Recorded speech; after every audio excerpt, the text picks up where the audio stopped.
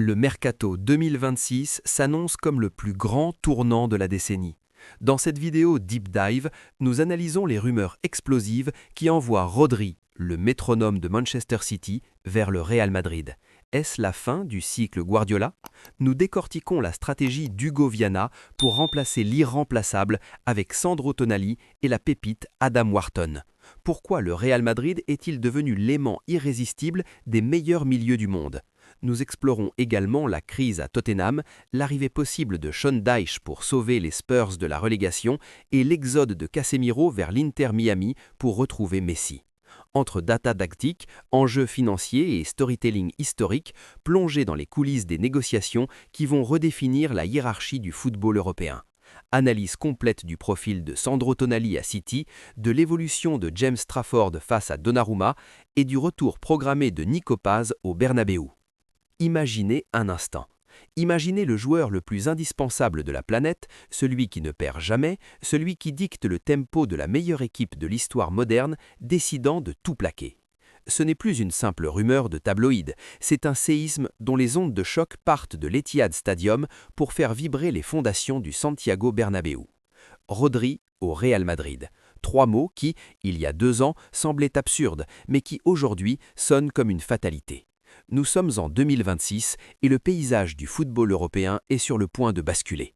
Bienvenue dans cette analyse profonde où nous allons disséquer pourquoi l'empire Manchester City vacille, comment Florentino Pérez prépare son ultime chef-d'œuvre et pourquoi le remplacement de Rodri par Sandro Tonali n'est pas seulement un transfert, mais une mutation génétique pour le projet City.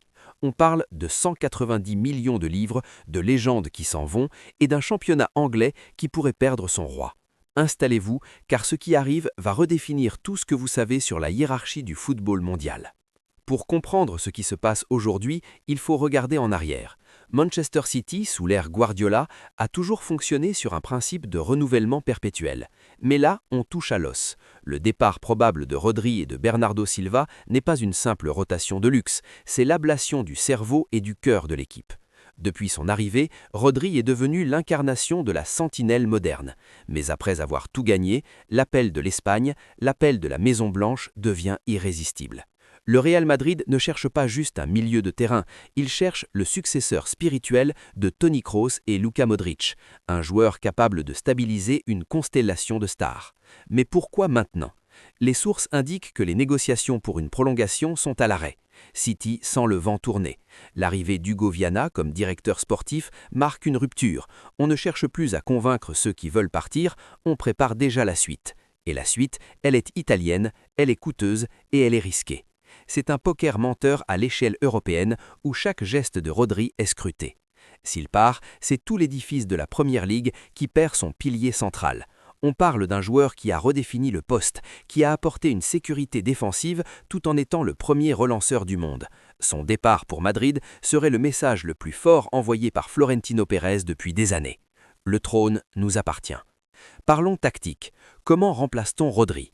La réponse de City semble s'appeler Sandro Tonali. 100 millions de livres, c'est le prix de la survie. Mais Tonali n'est pas Rodri. Là où l'Espagnol est une horloge suisse, calme, posée, capable de gérer le tempo par le placement, l'Italien est un volcan.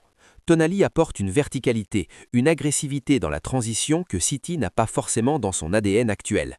Avec le départ de Bernardo Silva, City va perdre en contrôle de balle, mais pourrait gagner en explosivité.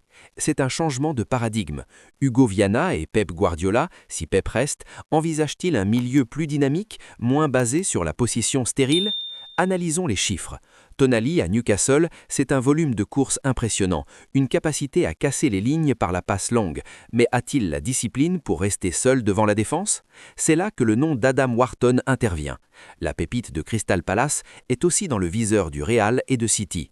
Wharton, c'est la pureté technique. Si City signe Tonali et Adam Wharton, ils reconstruisent un milieu double pivot plus flexible. Mais attention, le Real Madrid ne va pas se laisser faire. Ils veulent Wharton pour compléter leur milieu déjà galactique. On assiste à une véritable guerre froide pour le contrôle du milieu de terrain mondial. Et au milieu de tout ça, il y a la question du gardien. James Trafford, bloqué par l'arrivée de Donnarumma à City, cherche la sortie.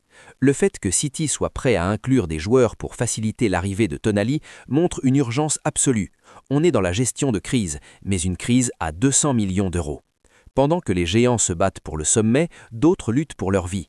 Tottenham vit un cauchemar. Igor Tudor n'a pas survécu à la pression du nord de Londres.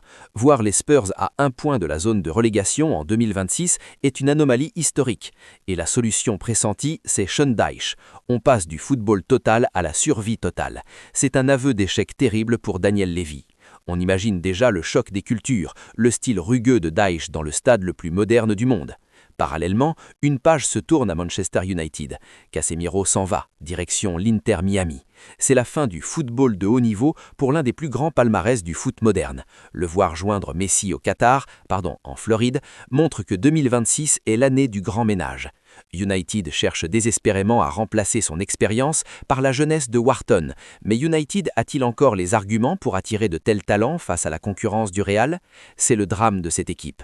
Ils voient les cibles de demain leur échapper au profit de projets plus stables. Même chose pour Barcelone, qui courtise Alessandro Bastoni. Le Barça veut revenir au sommet par la défense, mais l'Inter ne lâchera pas son joyau sans une offre indécente. On sent une tension permanente sur le marché. Chaque club est à un transfert de la gloire ou du chaos. Regardons vers l'avenir. Le Real Madrid ne se contente pas de Rodri.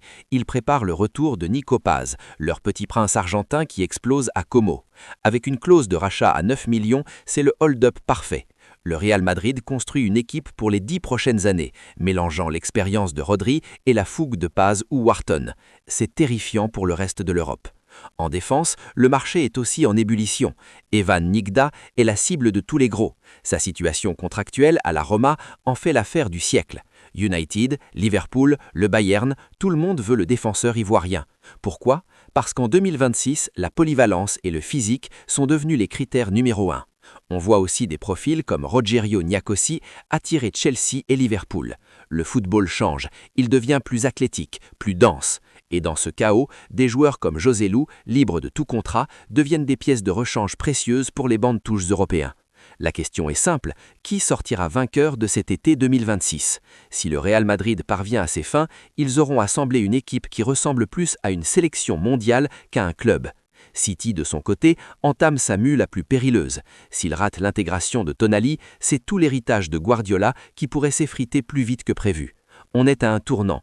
Le football de possession pure est-il en train de mourir au profit d'un football de transition fulgurante mené par des profils comme Tonali ou Wharton?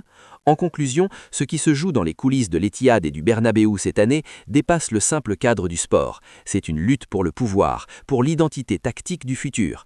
Rodri est le dernier rempart d'une certaine idée de football. S'il joint Madrid, il emporte avec lui la clé de voûte de Manchester City. Est-ce que Sandro Tonali a les épaules pour porter ce poids? Est-ce que le Real Madrid est en train de devenir invincible? Et que dire de Tottenham qui pourrait passer de la Ligue des Champions à la lutte pour le maintien avec Sean Dyche? Le football nous réserve toujours des surprises, mais cet été 2026 s'annonce comme le plus explosif de notre génération. Dites-moi en commentaire, pour vous, Rodri fait-il une erreur en quittant City? Et qui est la meilleure recrue potentielle entre Tonali et Wharton? N'oubliez pas de vous abonner pour ne rien rater de cette épopée Mercato. On se retrouve très vite pour une nouvelle analyse. C'était votre Deep Dive sur la Foot Chrono. Portez-vous bien et vive le football!